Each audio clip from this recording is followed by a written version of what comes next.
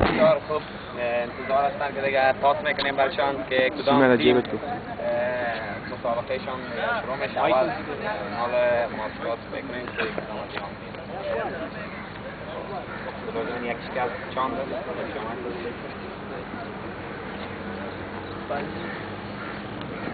چه مشکلی؟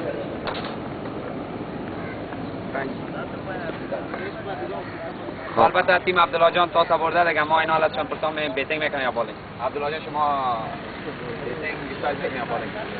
ما بالینگ میکنیم بیتینگ میکنیم. بیتینگ میکنه دیگه چیزی گفتنی برای دوستا خاطر تورنمنت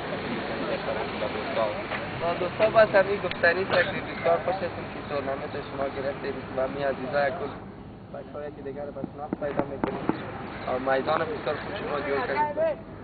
تشکر عبدالله. تامین جان خودت دیگه زنی و تیم‌های افغان که در سندی و اسلام آباد زندگی میکنن. ما با تیم باید خوبش بازی کنیم و دیگه همیشه وقت کوشش ما باشه که ببریم. و دیگه کوشش ما است که باید و دیگه از بیننده‌های ما خواهشمندیم که تا ما را تشکیل بدید. شما دیگه انشالله بیتینگ میکنین یا بالینگ؟ بالینگ.